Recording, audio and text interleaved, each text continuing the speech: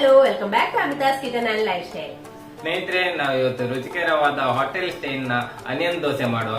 ಸ್ನೇಹಿತರೆ, ಯಾವಾಗ್ಲೂ ಒಂದೇ ತರದ ಬ್ರೇಕ್ಫಾಸ್ಟ್ ತಿಂದು ಬೋರ್ ಆಗ್ತದಲ್ಲ, ಅಂತ ಸಮಯದಲ್ಲಿ ಇಂತಹ ಸುಲಭವಾಗಿ ಮಾಡುವಂತ ಒಂದು ಈರುಳ್ಳಿ ದೋಸೆಯನ್ನು ಮಾಡುವ. ತುಂಬಾನೇ ರುಚಿಕರವಾಗಿ, ತುಂಬಾನೇ ಸುಲಭವಾಗಿ ಮಾಡುವ ಒಂದು ಬ್ರೇಕ್ಫಾಸ್ಟ್ ಅಂತ ಹೇಳುವ. ಹಾಗಾದ್ರೆ ಬನ್ನಿ ಅಮಿತಾಸ್ ಕಿಚನ್ಗೆ ಹೋಗುವ. ಹಾಗೆ ಈ ವಿಡಿಯೋ ನಿಮ್ಗೆ ಇಷ್ಟ ಆದ್ರೆ ಪ್ಲೀಸ್ ಲೈಕ್ ಮಾಡಿ, ಹಾಗೂ ನಿಮ್ಮ ಫ್ರೆಂಡ್ಸ್ ಫ್ಯಾಮಿಲಿಗಳಿಗೆ ಶೇರ್ ಮಾಡಿ, ಹಾಗೂ ಈ ಚಾನೆಲ್ಗೆ ಸಬ್ಸ್ಕ್ರೈಬ್ ಮಾಡಿ. ಹಾಗಾದ್ರೆ ಬನ್ನಿ ಅಮಿತಾಸ್ ಕಿಚನ್ಗೆ ಹೋಗುವ. ಆನಿಯನ್ ದೋಸೆ ಅಥವಾ ಈರುಳ್ಳಿ ದೋಸೆಗೆ ಬೇಕಾಗುವ ಸಾಮಗ್ರಿ ಇಲ್ಲಿ ನಾನು 2 ಕಪ್ಪಿನಷ್ಟು ದೋಸೆ ಅಕ್ಕಿ, ಹಾಗೆ ಅದೇ ಕಪ್ಪಲ್ಲಿ ಅರ್ಧ ಕಪ್ಪಿನಷ್ಟು ಉದ್ದಿನಬೇಳೆ, 1 ಟೀ ಸ್ಪೂನ್ನಷ್ಟು ಮೆಂತೆಯನ್ನು ಹಾಕಿ 5 ಗಂಟೆ ನೆನೆ ಹಾಕಿ ಚೆನ್ನಾಗಿ ವಾಶ್ ಮಾಡಿ ಇಟ್ಟುಕೊಂಡಿದ್ದೇನೆ. ಸುಮಾರು ಒಂದು 5 ಸಲ ಚೆನ್ನಾಗಿ ವಾಶ್ ಮಾಡಿ ಹೀಗೆ ಇಟ್ಟುಕೊಂಡಿದ್ದೇನೆ. ಹಾಗೆ 1 ಕಪ್ಪಿನಷ್ಟು ನೋಡಿ, ಈ ಚಿಕ್ಕ ಲೋಟದಲ್ಲಿ 1 ಲೋಟದಷ್ಟು ವೈಟ್ ರೈಸ್ ಅನ್ನು ತಗೊಂಡಿದ್ದೇನೆ. ಬೆಳ್ತಿಗೆ ಅನ್ನವನ್ನು ಕೂಡ ತಗೊಂಡಿದ್ದೇನೆ. ಹೀಗೆ ಗಟ್ಟಿಗೆ ಒತ್ತಿ 1 ಕಪ್ಪಿನಷ್ಟು ಅನ್ನವನ್ನು ಕೂಡ ತಗೊಂಡಿದ್ದೇನೆ. ಇನ್ನು ಇದನ್ನೆಲ್ಲ ಜೊತೆಯಲ್ಲಿ ಹಾಕಿಕೊಂಡು ನಯವಾಗಿ ರುಬ್ಬಿಕೊಳ್ಳುವ.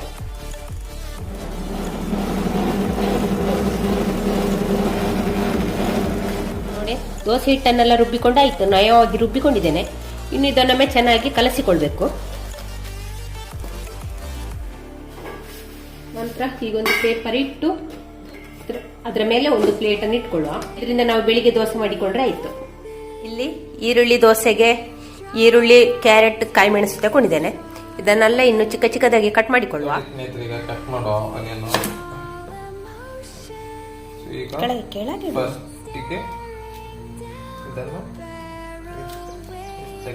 ಕಟ್ ಮಾಡಿಕೊಳ್ಳಿ.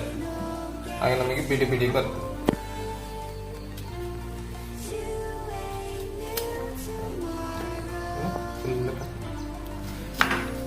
ಇನ್ನು ಫುಲ್ ಚಾಪ್ ಮಾಡ್ತಾ ಬರೋ.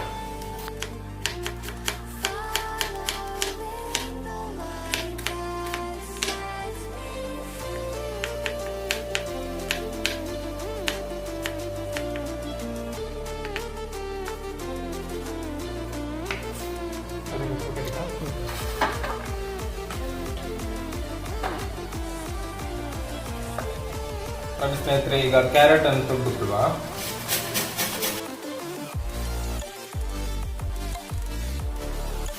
ನೋಡಿ, ಕ್ಯಾರೆಟ್ ಎಲ್ಲ ತುರಿದುಕೊಂಡಿದ್ದೇವೆ. ಇನ್ನು ನೆಕ್ಸ್ಟ್ ಚಿಲ್ಲಿಯನ್ನು ಚಾಪ್ ಮಾಡಿಕೊಳ್ಳಿ. ನೋಡಿ, ಫಸ್ಟಿಗೆ ಹೀಗೆ ಚಿಲ್ಲಿಯನ್ನು ಫುಲ್ಲು ಸಣ್ಣ ಸಣ್ಣದಾಗಿ ಚಾಪ್ ಮಾಡಿಕೊಳ್ಬೇಕು. ಹಾಗೆ ಅದಕ್ಕಾಗಿ ನಾನು ಫಸ್ಟಿಗೆ ಉದ್ದಕ್ಕೆ ಮಾಡ್ತೇನೆ, ಮತ್ತು ತುಂಬಾ ಸಣ್ಣಕ್ಕೆ, ಯಾಕಂದ್ರೆ ಇದು ಬಾಯಿಗೆ ಸಿಗ್ಬಾರ್ದು.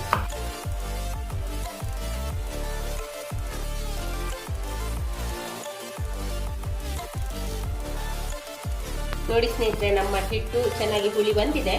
ಇನ್ನು ನಾವು ಇದನ್ನು ದೋಸೆ ಮಾಡಿಕೊಳ್ಳುವ. ನಾನು ಇದಕ್ಕೆ ರಾತ್ರಿಯೇ ಉಪ್ಪು ಹಾಕಿ ಕಲಸಿ ಇಟ್ಟಿದ್ದೇನೆ. ಇನ್ನು ಇದನ್ನು ನಾವು ಈರುಳ್ಳಿ ದೋಸೆ ಮಾಡಿಕೊಳ್ಳುವ. ನೋಡಿ, ಇಲ್ಲಿ ಸವೆ ಸಜ್ಜಿ, ಕ್ಯಾರೆಟ್, ಆನಿಯನ್, ಈರುಳ್ಳಿ, ಇದು ಮೆಣಸನ್ನೆಲ್ಲ ಕಟ್ ಮಾಡಿ ಕೊಟ್ಟಿದ್ದೇನೆ. ಇದನ್ನೆಲ್ಲ ಚೆನ್ನಾಗಿ ಒಮ್ಮೆ ಮಿಕ್ಸ್ ಮಾಡಿಕೊಳ್ಳುವ.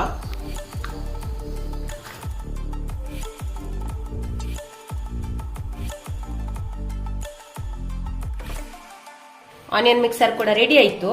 ಈ ರೀತಿ ಮಾಡಿ ಇಟ್ಟುಕೊಂಡ್ರೆ ಆಯ್ತು. ಮೊದಲೇ ಮಾಡಿ ಇಟ್ಕೊಂಡ್ರೆ ನಮಗೆ ದೋಸೆ ಮಾಡುವಾಗ ತುಂಬಾ ಸುಲಭ ಆಗ್ತದೆ. ಈಗ ನೋಡಿ, ದೋಸೆ ಕಾವಲಿ ಕೂಡ ಚೆನ್ನಾಗಿ ಕಾದಿದೆ. ಈಗ ನಾವು ಇದಕ್ಕೆ ದೋಸೆ ಹಿಟ್ಟನ್ನು ಹಾಕಿಕೊಳ್ಳುವ. ಇಲ್ಲಿ ಯಾವುದೇ ದೋಸೆ ಹಿಟ್ಟು ಆಗ್ತದೆ ನಮಗೆ. ಸೆಟ್ ದೋಸೆ ಇರ್ಬೋದು, ಉದ್ದಿನ ದೋಸೆ ಇರ್ಬೋದು, ಯಾವುದೇ ದೋಸೆ ಹಿಟ್ಟು ಆಗ್ತದೆ. ನಾನು ಇಲ್ಲಿ ಒಂದು ದೊಡ್ಡ ಸೌಟಲ್ಲಿ 1.5 ಸೌಟಿನಷ್ಟು ದೋಸೆ ಹಿಟ್ಟನ್ನು ಹಾಕಿದ್ದೇನೆ. ಒಂದು ಸ್ವಲ್ಪ ಅಗಲ ಮಾಡಿಕೊಳ್ಬೇಕು. ಅಗಲ ಮಾಡಿಕೊಂಡ ನಂತರ ಈ ಆನಿಯನ್ ಮಿಕ್ಸರ್ ಉಂಟಲ್ಲ, ಅದಕ್ಕೆ ಹಾಕಿಕೊಳ್ಳುವ ನಾವು.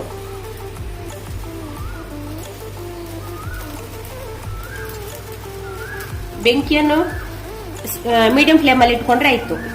ಹಾಕಿಕೊಂಡ ನಂತರ ಉಂಟಲ್ಲ, ಈ ಕೈಯಲ್ಲೇ ನಾವು ಇದನ್ನು ಹೀಗೆ ಸ್ವಲ್ಪ ಒತ್ತಿ ಹೀಗೆ ಹಿಟ್ಟನ್ನು ಸ್ವಲ್ಪ ಅಗಲ ಮಾಡಿಕೊಂಡ್ರೆ ಆಯ್ತು. ಇಲ್ಲಿ ತುಂಬಾ ಹಿಟ್ಟನ್ನು ತೆಳ್ಳಗೆ, ದೋಸೆಯನ್ನು ತೆಳ್ಳಗೆ ಮಾಡಿಕೊಳ್ಳಿಕ್ಕಿಲ್ಲ, ಸ್ವಲ್ಪ ದಪ್ಪವೇ ಬೇಕು.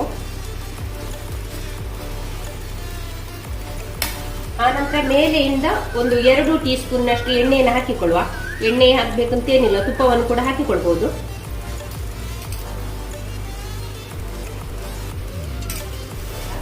ಇನ್ನು ಮುಚ್ಚಳ ಮುಚ್ಚಿ ಸ್ವಲ್ಪ ಹೊತ್ತು ಬೇಯಿಸಿಕೊಳ್ಳುವ. ಇಲ್ಲಿ ಒಂದು ಸ್ವಲ್ಪ ಮೇಲಿಂದ ಬೆಣ್ಣೆ ಹಾಕಿಕೊಳ್ಳುವ.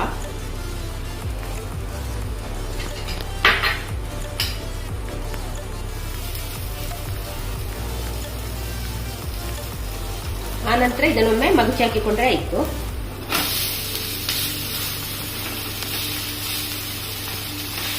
ಇನ್ನು ಕೆಳಗಿನ ಸೈಡ್ ಕೂಡ ನಮಗೆ ಚೆನ್ನಾಗಿ ಇದು ಚೆನ್ನಾಗಿ ನಮಗೆ ಫ್ರೈ ಆಗಬೇಕು. ಆನಂತರ ನಾವು ಇದನ್ನು ತಕೊಂಡ್ರೆ ಆಯ್ತು. ಬೆಂಕಿಯನ್ನು ಮೀಡಿಯಂ ಫ್ಲೇಮ್ ಅಲ್ಲಿ ಇಟ್ಕೊಳ್ಳುವ. ನೋಡಿ ಸ್ನೇಹಿತರೆ, ನಮ್ಮ ಆನಿಯನ್ ದೋಸೆ ಇವಾಗ ರೆಡಿ ಆಗಿದೆ. ಇನ್ನು ಇದನ್ನೊಂದು ಪ್ಲೇಟ್ಗೆ ತೆಕ್ಕೊಳ್ಳುವ.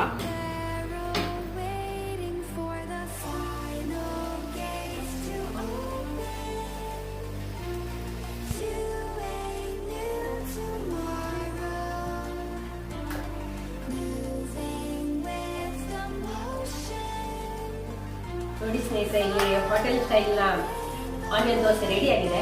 ನೋಡೋಣ ತಿಂದು ನಿಮ್ಗೆ ಯಾವ ರೀತಿ ಟೇಸ್ಟ್ ಉಂಟು ಅಂತ ಹೇಳ್ತೀನಿ.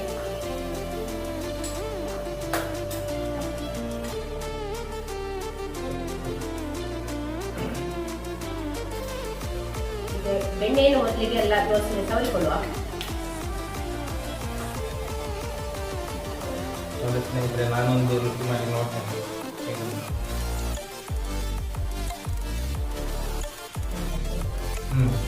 ಚೆನ್ನಾಗಾಗುತ್ತೆ ಸ್ನೇಹಿತರೆ.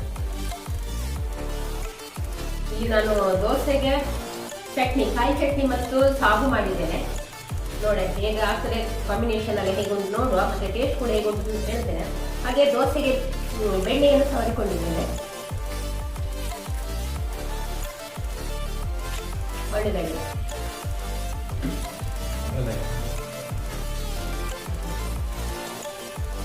ತುಂಬಾನೇ ಚೆನ್ನಾಗಾಗಿದೆ, ಭಾರಿ ರುಚಿಯಾಗಿದೆ. ನೀವು ಒಂದ್ಸತಿ ಮನೆಯಲ್ಲಿ ಟ್ರೈ ಮಾಡಿ. ನೀವು ಕೂಡ ಈ ರೀತಿ ಒಂದ್ಸಲಿ ಮನೆಯಲ್ಲಿ ಟ್ರೈ ಮಾಡಿ. ಹೋಟೆಲ್ ಹೋಗಿ ತಿನ್ಬೇಕು ಏನಿಲ್ಲ, ಮನೆಯಲ್ಲೇ ಟ್ರೈ ಮಾಡಿದ್ರೆ ಮನೆ ಮಂದಿಗೆಲ್ಲ ತಿನ್ಬಹುದು. ಮನೆಯಲ್ಲಿ ನೀವು ರೆಡಿ ಮಾಡಿದ್ರೆ ಉಂಟಲ್ಲ, ಮನೆ ಮಂದಿಗೆಲ್ಲ ಈ ಆನಿಯನ್ ದೋಸೆಯ ಸವಿಯನ್ನು ಸವಿಬಹುದು. ಹಾಗೆ ನೀವು ಕೂಡ ಮನೆಯಲ್ಲಿ ಒಂದ್ಸಲಿ ಟ್ರೈ ಮಾಡಿ. ತುಂಬಾನೇ ಚೆನ್ನಾಗಿ ಬಂದಿದೆ. ಹಾಗೆ ಬೆಣ್ಣೆ ಎಲ್ಲ ಹಾಕೊಂಡು ತಿಂದ್ರೆ ಉಂಟಲ್ಲ, ಅದರ ಮಜಾನೇ ಒಂದು ಬೇರೆ.